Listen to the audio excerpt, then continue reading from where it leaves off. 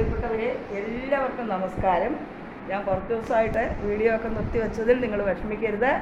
കുറച്ച് health problem ഉണ്ടായിരുന്നു, പിന്നെ മക്കളൊക്കെ വന്ന് കുറച്ച് തിരക്കിലായിരുന്നു. ഞാൻ നിങ്ങളെ ആരെയും മറന്നിട്ടില്ല. ഇന്ന് വീണ്ടും ഞാൻ റീഓപ്പൺ ചെയ്യുകയാണ്. എൻ്റെ കുറച്ച് സ്റ്റുഡൻസ് എന്നെ കാണാൻ വന്നിരുന്നു, എൻ്റെ കുട്ടികൾ, പ്രിയപ്പെട്ട കുട്ടികൾ.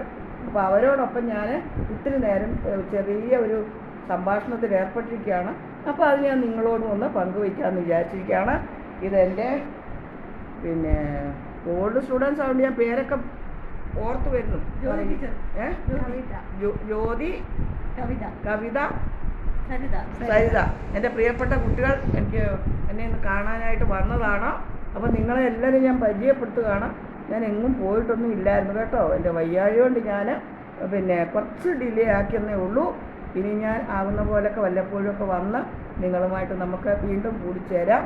പിന്നെ എൻ്റെ ഹെൽത്തൊക്കെ ഇമ്പ്രൂവ് ചെയ്യാൻ നിങ്ങളൊക്കെ പ്രാർത്ഥിക്കണം. ഇപ്പോൾ കുട്ടികൾ വന്നതിൻ്റെ ഒരു സന്തോഷവും ഇന്നലെ മക്കൾ വന്നതിൻ്റെ ഒരു സന്തോഷവും ഒക്കെ കൊണ്ടാണ് ഞാൻ ഒന്നും കൂടെ വീണ്ടും എൻ്റെ പുനർജനി ഉണ്ടായിരിക്കുന്നത്. പക്ഷേ എന്നെ കണ്ടാൽ യാതൊരു കുഴപ്പമില്ല. പക്ഷേ അങ്ങനത്തെ അസുഖങ്ങളാണ്.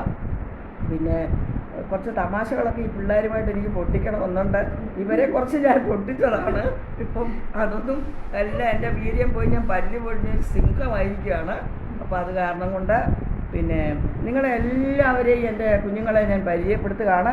അവരൊക്കെ ചില എന്താ മോളെ നിങ്ങൾ ഏതാണ്ടൊന്ന് പറഞ്ഞു പറയൂ, മോള് പറഞ്ഞോളൂ. RCM means right concept marketing. Right concept market. ഇത് അങ്ങനെ ഒരു സംഭവം. പരസ്യക്കാരില്ലാതെ കമ്പനിയിൽ നിന്ന് ഡയറക്റ്റ് കസ്റ്റമേഴ്സിൽ എത്തിക്കുന്ന ഒരു സംവിധാനമാണിത്.